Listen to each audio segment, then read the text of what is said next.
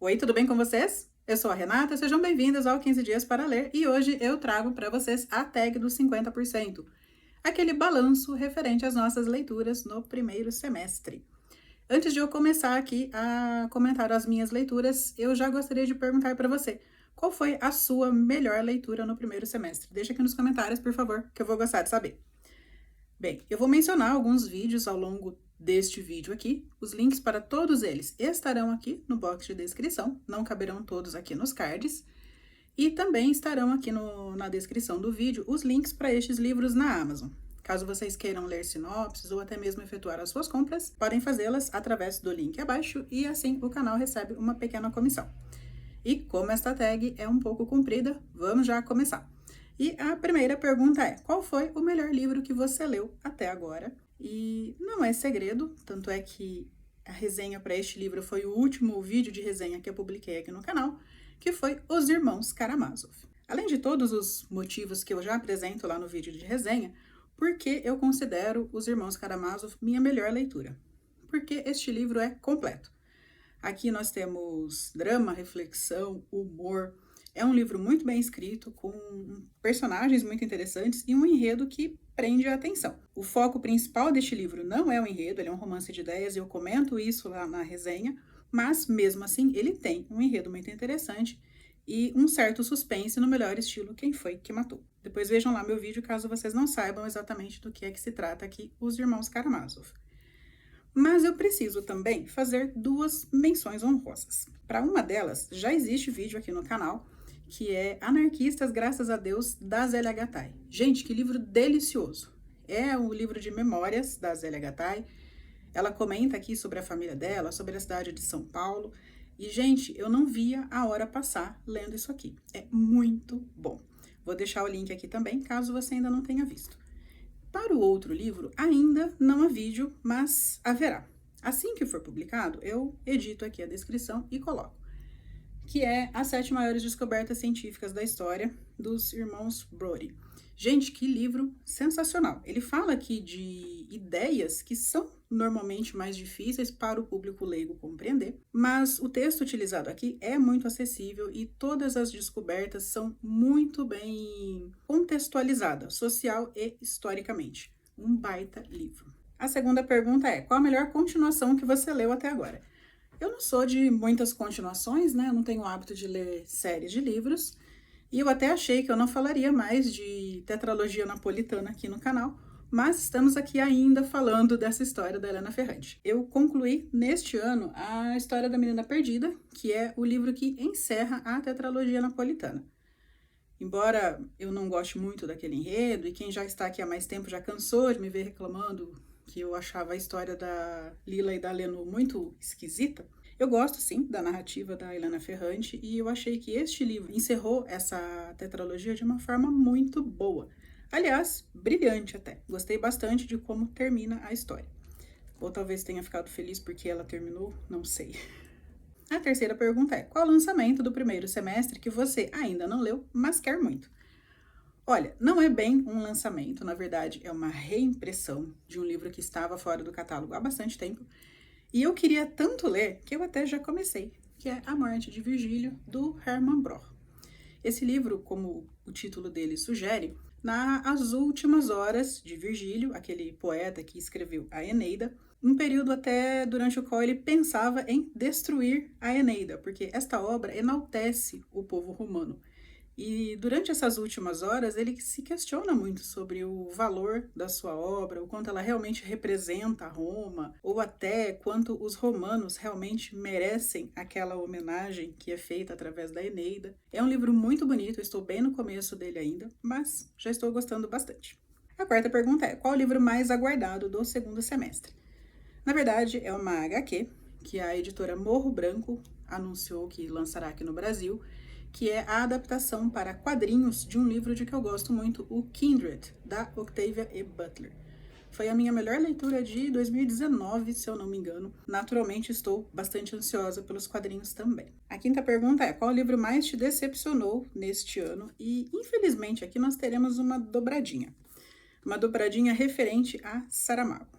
Bom, Um deles, que me decepcionou bastante, foi Caim. O meu problema com este livro não foi de conteúdo, foi realmente de forma. Este livro é uma sátira do Saramago a alguns acontecimentos do Velho Testamento. Então ele coloca Caim em diversas situações que não são necessariamente contemporâneas à existência do Caim bíblico, para discutir algumas decisões de Deus. Então, como eu disse, meu problema não foi em relação a este conteúdo que eu sei que é polêmico. Eu não gostei da forma muito debochada como algumas coisas são colocadas aqui.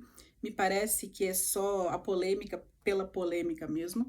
E a linguagem utilizada também não parece Saramago. Eu estou acostumada já com o Saramago mais irônico, mais engraçadinho em alguns livros, ou ele mais poético, ou mais sério em outros, mas neste aqui eu achei que ele destoa bem do padrão dele. Bom, o livro que faz par aqui com essa decepção é a biografia do José Saramago, que eu concluí agora em junho. No começo esse livro era muito bom, ele fala bem sobre a infância e a juventude do Saramago, mas é um capítulo muito pequeno. No restante da obra, eu achei que ele fala de uma forma muito desproporcional da política de Portugal e do casamento do Saramago com a Pilar. Por mais que política seja indissociável da obra do Saramago, seria interessante ele colocar aqui as ideias políticas do próprio Saramago. Mas o livro se debruça demais sobre algumas questões que são muito pontuais de Portugal. Existe muita minúcia da vida pública mesmo, de pessoas que não têm nada a ver com o próprio Saramago. Então essa desproporcionalidade entre assuntos que não têm muito a ver diretamente com as ideias do próprio Saramago e o casamento dele em relação a outros fatos foi um ponto. O outro, que é o que eu considero mais grave, é que este livro entrega muito spoiler das obras do Saramago. Por mais que eu seja desapegada em relação a isso, né, eu sempre falo que eu me interesso muito mais por saber como as coisas acontecem do que o que realmente acontece, isso não significa que eu goste, que eu queira receber spoiler não solicitado. E eu me coloco também no lugar dos outros leitores que não gostam desse tipo de coisa. Para vocês terem ideia, ele comenta aqui trechos e trechos de decisões que o autor tomou em relação a alguns finais, e em relação ao ensaio sobre a lucidez, ele chega a colocar o último parágrafo aqui. Só que nesse último parágrafo acontece uma coisa com uma das principais personagens do livro. Quer dizer, quem não leu deve ter aquela baita decepção, né? Esse, por um acaso, eu tinha lido. Mas eu vi comentários aqui sobre umas outras obras que eu ainda não li, né? Paciência. Recomendo até, para quem quiser ler sobre o Saramago, mas né, já leia sabendo que esse livro é meio problemático. Falei do livro, mas não falei nem o título nem o autor. Saramago, biografia, por João Marques Lopes. Sexta pergunta. O livro que mais te surpreendeu neste ano, e não é exatamente um livro, é uma HQ. Deus em Pessoa, do Marc-Antoine Mathieu. Gente, que história boa. Ao contrário do que o título sugere, essa é uma HQ sobre comportamento da sociedade, comportamento de mídia. É bem sobre a visão contemporânea de pessoas e de grupos sobre acontecimentos importantes. Aqui nós temos o surgimento de Deus em pessoa, como está no título, e qual seria a reação das pessoas e de diversos grupos. Então Deus é transformado em atração de muitos lugares, atração de TV, livro. Existe uma exploração mercadológica imensa da imagem de Deus. Esse é outro livro para o qual eu preciso postar aqui o vídeo. Eu até já gravei, mas eu quero ver editar, porque ficou um vídeo enorme. Existe muito o que dizer a respeito dessa HQ. Sensacional. Sétima pergunta. Seu novo autor favorito? Algum autor que lançou seu primeiro livro neste primeiro semestre ou que você conheceu neste período? Bem, ela não lançou livro nenhum agora, até porque, se não me engano, ela já é até falecida. É a Sofia de Mello Breiner Andressen, uma autora de quem eu sequer falei aqui no canal. E eu não falei porque eu ainda não terminei de ler este livro dela. É um livro que chegou aqui em casa em março, abril, mais ou menos, e eu venho lendo aos poucos, porque é um livro de poesia, e eu sou uma leitora lenta para poesia. Normalmente, o que acontece comigo? Eu pego livro de poesia, eu leio uma poesia. Agora eu tenho lido 2, 3, e ela acabou se tornando preferida, não por essa questão do rendimento em si, mas porque esse rendimento é reflexo da qualidade da obra dela. Eu sinto vontade de pegar esse livro muitas vezes, e eu estou conseguindo me conectar com as poesias mesmo. São textos que têm me marcado, têm mexido bastante comigo. E tem um outro detalhe também, né, gente? No primeiro semestre, eu li poucos autores novos para mim. eu fiquei numa certa zona de conforto de autores, né? Eu li muitos autores de quem eu já gosto e eu reli muitos livros também. A oitava pergunta, originalmente, é a sua quedinha por personagem mais recente. Gente, eu não tenho isso de quedinha, então eu substituo esta pergunta por qual o personagem mais cativante, mais admirável que eu li neste primeiro semestre, e eu trago aqui a narradora de A Fórmula Preferida do Professor. Me arrependi de não ter feito vídeo para este livro, porque ele é muito bonito. É um livro sobre amizade, respeito, perseverança, empatia. São palavras muito ditas hoje em dia, mas nem sempre tão praticadas assim. Mas aqui nesse livro nós temos um verdadeiro exemplo da aplicação prática de todos esses conceitos. A narradora aqui deste livro é uma empregada doméstica que trabalha por agência, então ela tem uma certa rotatividade de patrões. E num período da vida dela, ela trabalhou para este professor aqui do título, que é um senhor professor de matemática, que em decorrência de um acidente que aconteceu há alguns anos, perdeu a sua capacidade de armazenar novos fatos, novos dados. Então ele se lembra de tudo o que aconteceu com ele até o seu acidente, e depois do acidente ele conserva uma memória parcial de 80 minutos apenas. Então, se aconteceu alguma coisa há 3 horas, por exemplo, aquilo simplesmente some da cabeça dele. Então, todo dia ela precisa se apresentar, a todo momento, quando ela está na casa dele, ela precisa explicar o que ela está fazendo ali. E você vê que esse professor tinha o dom de ensinar. Mesmo com essa questão toda da perda da memória, como ele conservou, né, os seus conhecimentos, as suas habilidades de jovem, ele conservou o amor pelo ensino da matemática. Esse livro é lotado de fórmula, é muito engraçado você ver isso num livro de ficção, mas é uma história muito bonita e muito tocante também, aquele tipo de livro que você fecha feliz, com o coração bem quentinho, sabe? A nona pergunta é, seu personagem favorito mais recente? Bom, se na pergunta anterior eu foquei muito no caráter, na retidão da personagem, nessa aqui eu vou me concentrar na construção do personagem. E eu elegi aqui o Okonkwo, o protagonista aqui de O Mundo se Despedaça. É impossível gostar dele em algumas situações, mas, por outro lado, é impossível também não torcermos por ele em outras. Para este livro já existe um vídeo aqui no canal. Eu comento, inclusive, sobre esse caráter mais ambíguo do protagonista e entre mais detalhes a respeito do enredo e de por que eu gostei tanto desse livro. É um dos melhores livros que eu li em 2022. De forma muito resumida, esse livro aqui é sobre a chegada dos ingleses em alguns territórios africanos. E o Okonkwo percebe que aqueles valores e que todo aquele mundo que ele conhece pode vir desaparecer. Não à toa, o mundo se despedaça. O fundo histórico é verdadeiro, nós sabemos o que aconteceu depois com esses povos, então dá para imaginar aqui, dá para tentar se colocar no lugar de uma pessoa que tenta conservar aquelas tradições por toda a lei, porque realmente enxerga valor nelas, e vê, de repente, todos esses costumes e todas as suas tradições indo por água abaixo. E, o que é pior no caso desse livro aqui, com a conivência e a concordância dos seus semelhantes. A 10ª pergunta é, qual livro te fez chorar? Nenhum, gente. Meu coraçãozinho estava mais de pedra nesse primeiro semestre. Eu não chorei com nenhum livro e nem cheguei perto disso, até onde eu me lembre. 11ª pergunta, qual livro te deixou feliz? Não sei, só sei que foi assim. O Alto da Compadecida, do Ariano Suassuna. Esse livro me deixou feliz, não só pelo humor, né? É uma história, acho que uma das histórias mais conhecidas da nossa cultura, mas também porque a leitura é muito gostosa, muito prazerosa. Esse livro é escrito de uma forma muito magnética. Eu li ele numa sentada. Não é um livro tão curto assim, mas por ser peça de teatro, é uma leitura que rende bem. Ó. Gente, que livro gostoso de ler. Dei muita risada. Fiquei com raiva em alguns momentos também. E a mesma coisa que eu falei sobre o Okonkwo, eu falo aqui sobre o João Grilo e sobre o Chicó. Às vezes as atitudes deles são indefensáveis, mas em outros momentos nós torcemos por eles também. Se você só viu o filme e ainda não leu o livro, corre para ler porque é muito legal. E por falar em filme, a próxima pergunta é justamente qual a melhor adaptação para filme ou série que você viu. E a minha resposta é O Fio Invisível, que foi a adaptação feita para Distância de Resgate, da Samantha Schweblin. Eu gostei demais de como o filme captou o clima tenso, dúbio, meio de horror, mas um horror não se sabe exatamente em relação a quê, que esse livro nos provoca. Esse livro tem uma narrativa muito confusa no começo, você não sabe muito bem o que está acontecendo ali.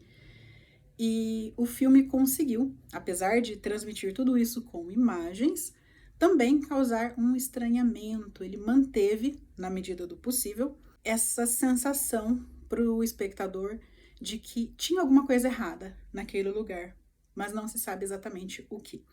Depois vocês vejam lá o vídeo que eu fiz para este livro e eu comento um pouco mais sobre o enredo. Aliás, dá para comentar muito pouco sobre esse enredo, mas eu comento lá e falo também sobre alguns detalhes a respeito do filme. A 13ª pergunta é: qual sua resenha favorita em texto ou em vídeo? E, curiosamente, o vídeo de que eu mais gostei é um dos que tem um dos piores desempenhos aqui no canal, que é Orlando, da Virginia Woolf. É uma resenha mais do começo do ano até. Eu achei que eu consegui transmitir bastante do que eu entendi a respeito dessa história lá. Tem um trecho sem spoiler, outro com spoiler, mas por alguma razão é um dos vídeos mais abandonados. As pessoas clicam, mal começam a assistir e param. Então ele tem uma baixa taxa de retenção, né? Que é uma das métricas aqui do YouTube. Eu acho isso muito curioso, né? Porque, na minha opinião, é um dos melhores vídeos que está postado aqui no canal. E, na opinião do público, o começo dele não anima para assistir. Caso você não tenha visto ainda, depois te convido a ir lá assistir o Orlando. E aí me contem depois o que é que vocês acham dessa resenha. A 14ª pergunta é: qual o livro mais bonito que você comprou ou ganhou e não tem pra ninguém, gente? É Uma Noite, do Trinh Xuan Tuan.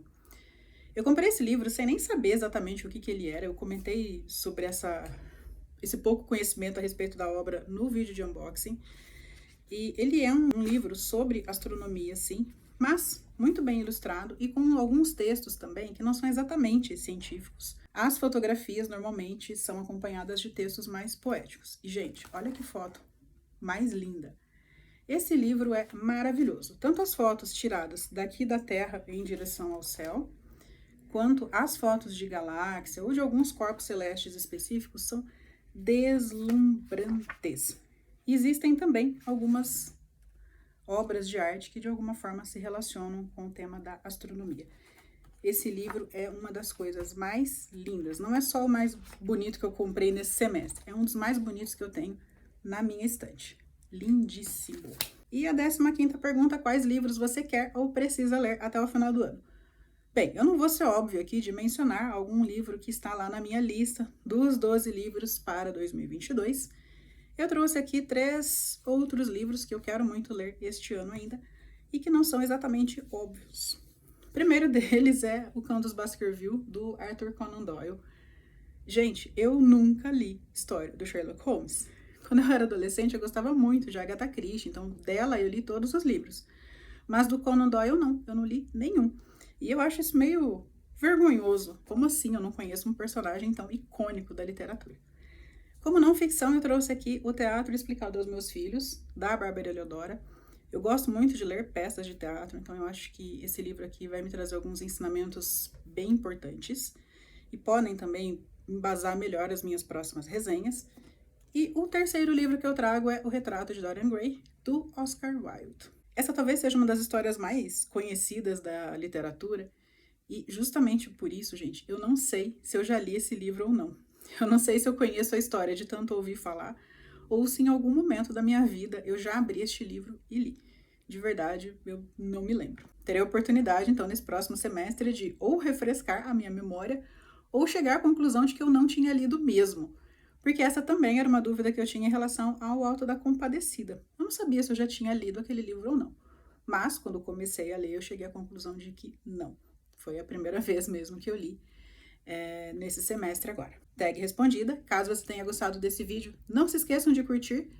Deixa ali nos comentários também qual foi a melhor leitura que você fez nesse primeiro semestre. E, caso não seja um inscrito nesse canal, te convido também a se inscrever. Agora eu fico por aqui. Nós nos vemos nos próximos vídeos. Até mais. Tchau!